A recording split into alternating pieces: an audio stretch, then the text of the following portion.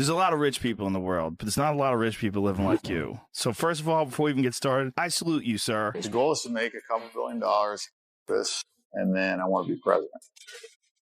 You want to be president of the United States? Yeah, I think I can do it. I want to live right now when I can do whatever I want. Nobody tell me what to do. I went broke, so I was just like, it was a wild ride. Dan Bilzerian, once hailed as the king of Instagram, with his rugged alpha beard, sculpted body, and fierce stare framed by cigar smoke, symbolized the dream life for an entire generation of men online.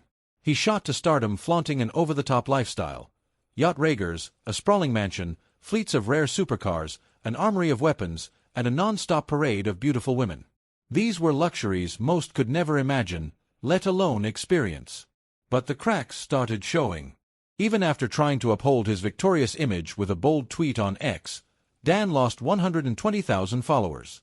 His worst day came on March 31, 2024, when 5,419 people unfollowed him within just 24 hours. Over half a year, he dropped 60,326 followers.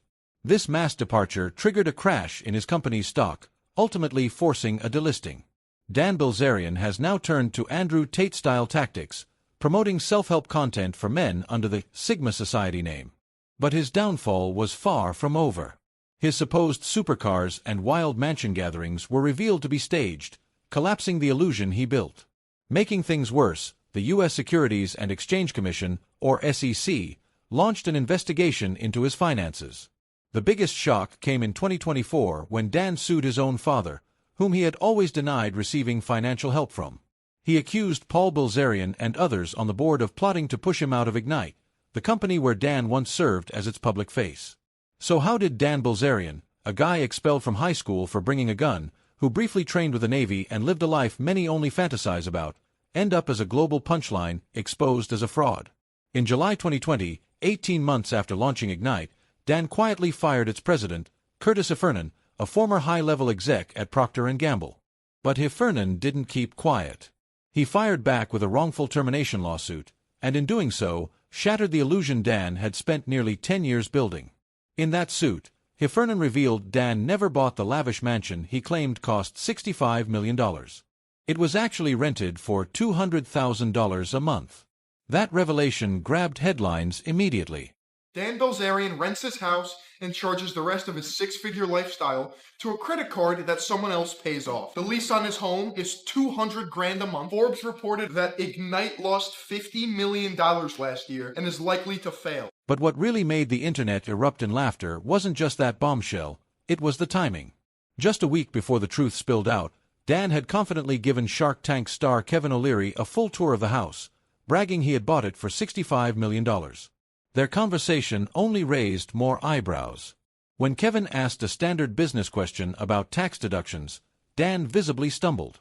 His expression gave him away, and he dodged with an awkward joke.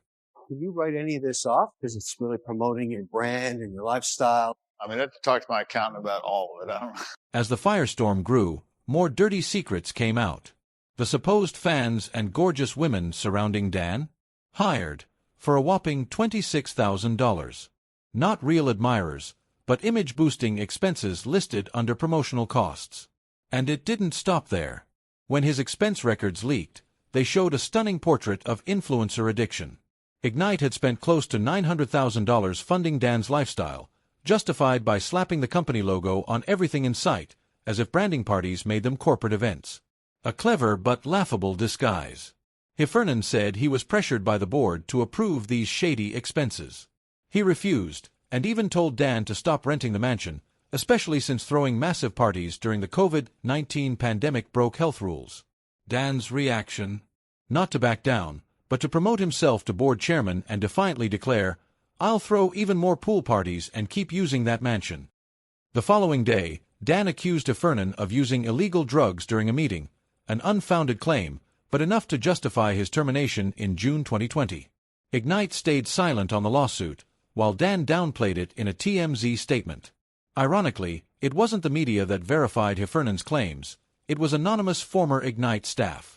They said the company funded everything from Dan's wild adventures to slapping the logo on any object he touched, if it was tied to the Dan Bilzerian brand. Almost every jaw-dropping photo was actually a receipt paid by clueless investors. When called out, Dan hit back on X with his trademark swagger.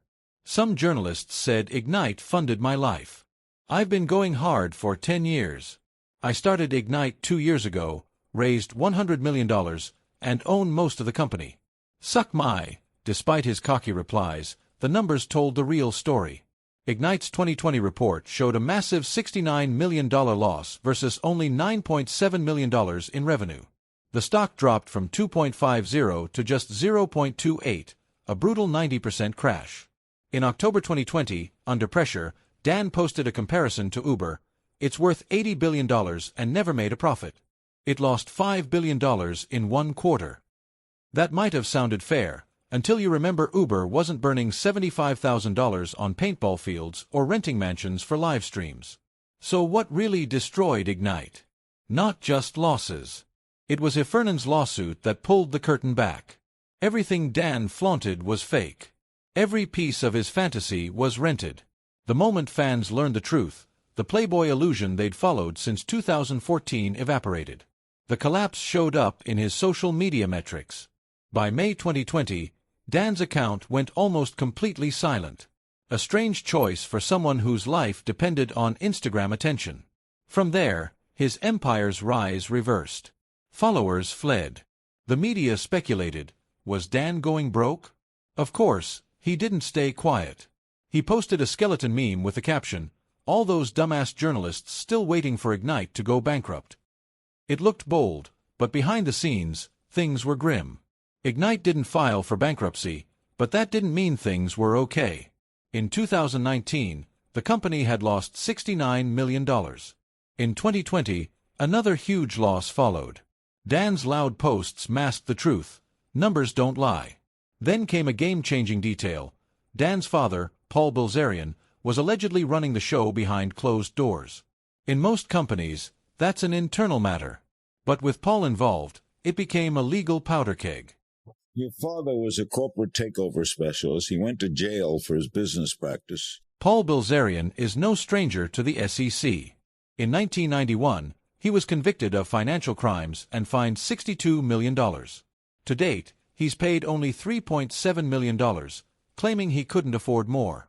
He also served a year in prison for fraud. Dan often tries to act like he's distant from his father. Talk to him. No, I do. I talk to him probably 4 or 5 times a year. But evidence says otherwise. A detailed report showed Paul sent thousands of emails to Ignite's team, acting as an unofficial executive, a direct violation of his lifetime ban from running U.S. public companies. Ironically, if Paul was in control behind the curtain, the very man convicted of fraud may have been the only one saving Ignite. He slashed 75% of the marketing budget, and in Q4 of 2020, the company posted its first profit ever. Gone were the extravagant parties and Dan's expensive influencer persona. Costs fell, partly helped by the COVID pandemic. In 2021, Ignite made a strange comeback. The stock climbed from 0.28 to 1.11.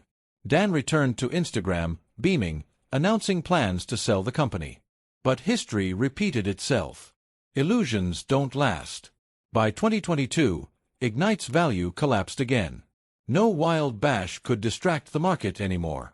The SEC formally sued Ignite for failing to cooperate during a fraud investigation. Officials claimed Ignite might have posted misleading earnings in late 2020. Ironically, the exact quarter it, miraculously, turned profitable. The stock hit rock bottom. Dan's response? Silence. He quietly removed Ignite from the stock exchange. No announcement, no press.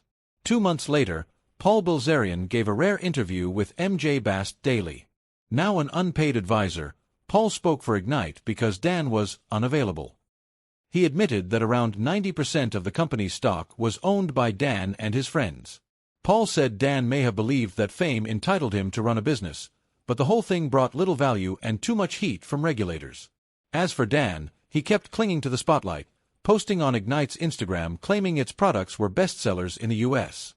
But the truth was in the comments. Followers openly mocked him, and buyers contradicted his claims. His audience kept shrinking.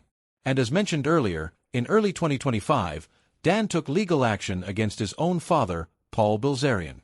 The twist shocked many. While Paul, despite his criminal past, had led the cost-cutting that helped ignite profit, Dan was the face of the brand. But beneath all the titles, a long-standing family conflict had been simmering. Dan claimed he was unlawfully kicked off the board and that his image had been used without his consent. He sued for $50 million, saying it was a scheme to steal the brand from him. This lawsuit raised bigger questions, not just about legal rights, but about the blurred line between appearance and reality, between a carefully built Instagram persona and the messy truth behind it. At this critical point, what stood out wasn't who was right, but just how fragile power, fame, and even trust can be. Dan Bilzerian once seemed like the star of an endless action film, living out fantasies of manhood. But then the lights faded, the scene ended, and the man behind the character had to face reality. On the Skinny Confidential podcast, Dan shared why he pulled back from social media. "I'm tired of being hated."